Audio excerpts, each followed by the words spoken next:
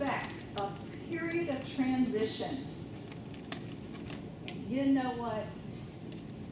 I wouldn't make a transition without a good fight myself. Because you know what? I'm independent. I've done these things myself. I don't want anybody to help me. You know what? I know how that feels. And going someplace else is something we don't ever want to do. And guess what? We don't want to be a burden on our family. There's two ways of looking at that. One, nobody wants to be a burden on anybody. But I've been a part of many dialogues where mom or dad doesn't want to be a burden for anybody. But then on the other hand, you've got the children that really want the best for mom and dad. And sometimes best for mom and dad, the behavior goes a little too far. And we don't want our children to now be the parent.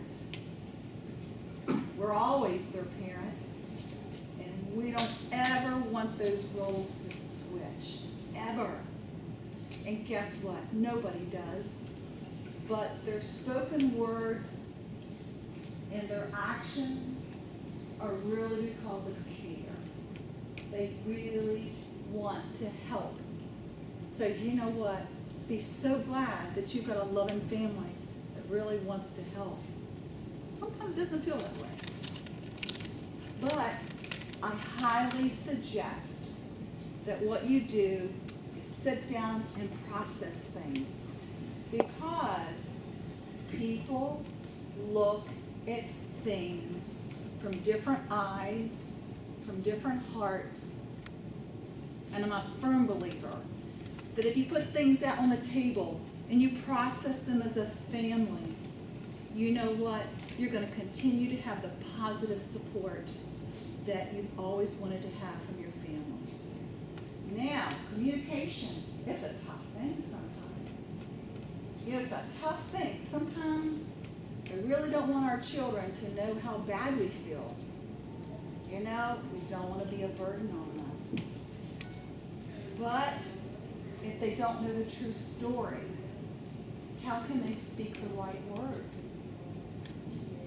They can only speak by what they know. So this may sound very philosophical, but I can tell you, open communication with your family is the very best thing you can have. Just try it.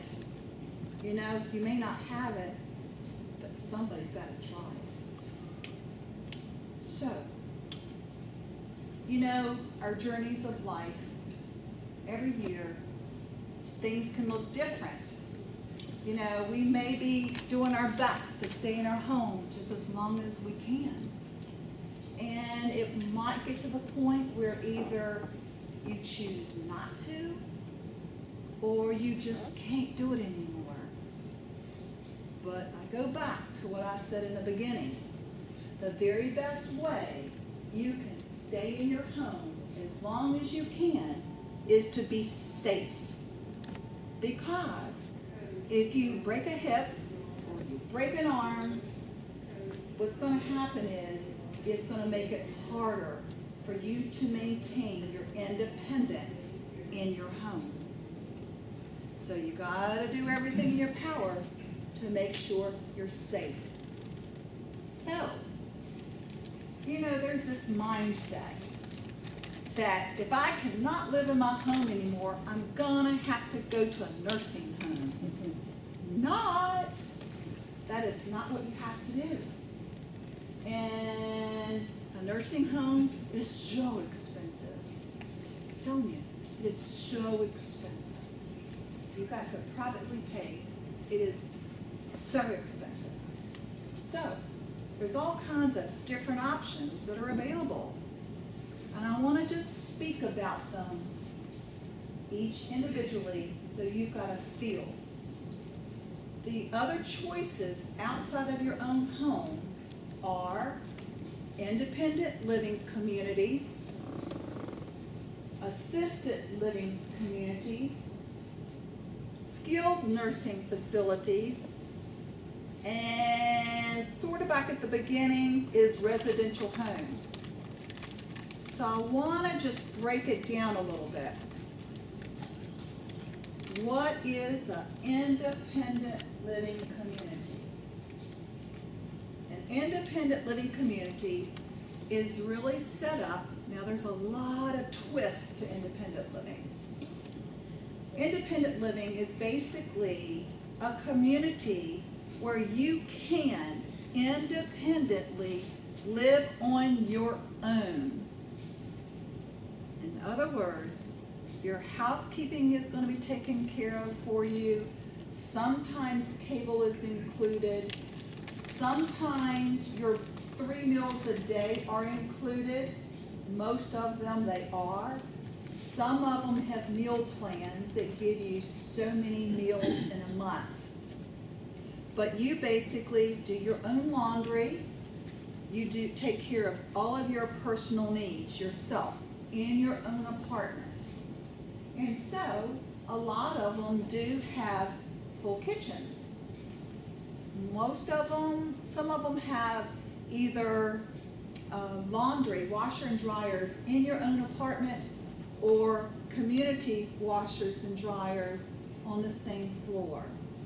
So it gives you the ability, not to have to worry about mowing the grass anymore, not have to worry about that outside maintenance anymore.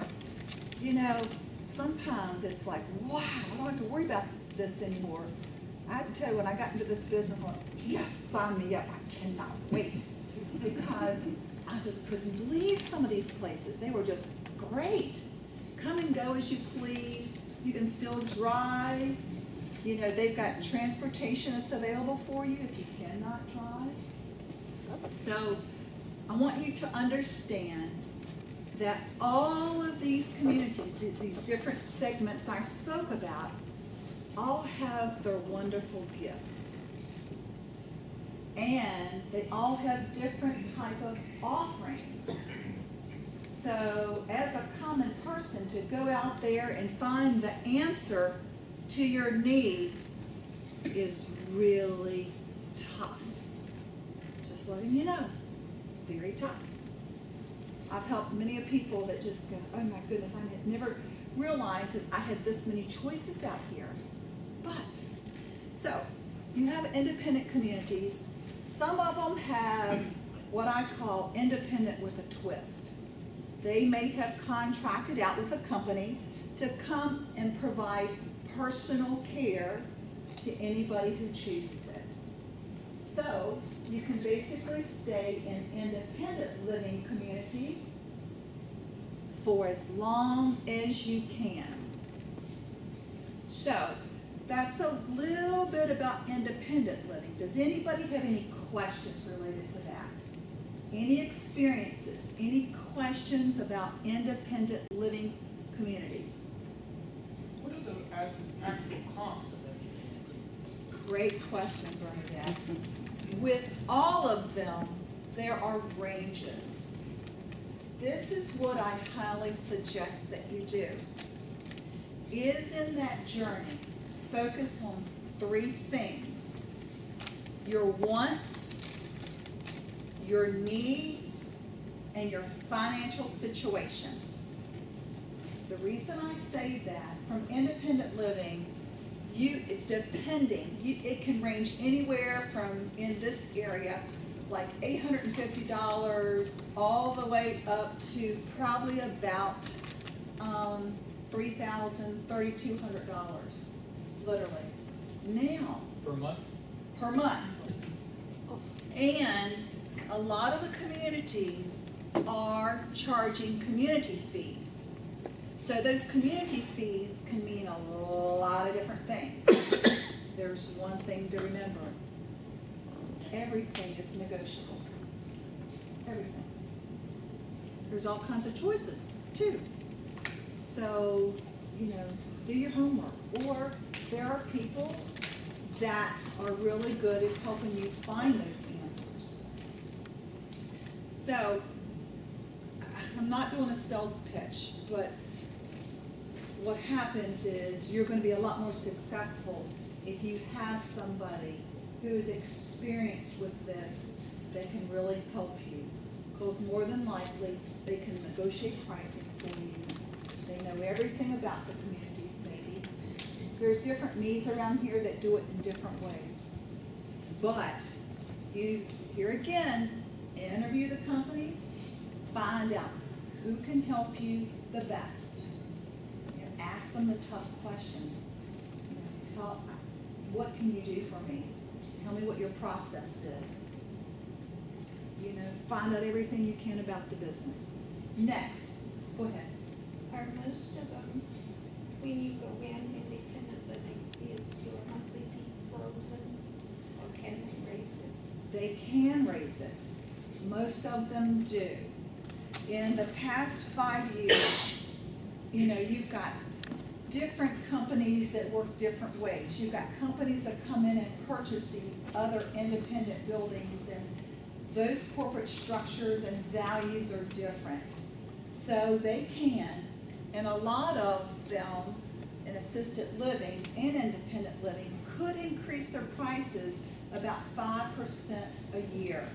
Now, doesn't mean it goes up. I'm just letting you know, in my 5 years, I have not had a single community that increases their rates every year, 5%. Not like that at all. Here again, I'm going to give you another best kept secret. In your contract, you negotiate that, okay? Everything is negotiable, everything. Everything to if they say this price includes 20 meals a month. Guess what? See if they can give you what you need at the same price. Let me tell you another best kept secret. Ask this question. How full are you? What percent full are you? If they say, I'm 65% full, guess what? You got more of an opportunity to negotiate. Because they want to keep those buildings full. Okay? Don't forget that. So, now, no, I'm to the point. Something else we have is assisted living. Assisted living says, let me back up. We have buildings that have independent living, assisted living, and memory care all under one roof. We have buildings that have only independent. We have buildings that are only assisted living. We have buildings that are memory care only.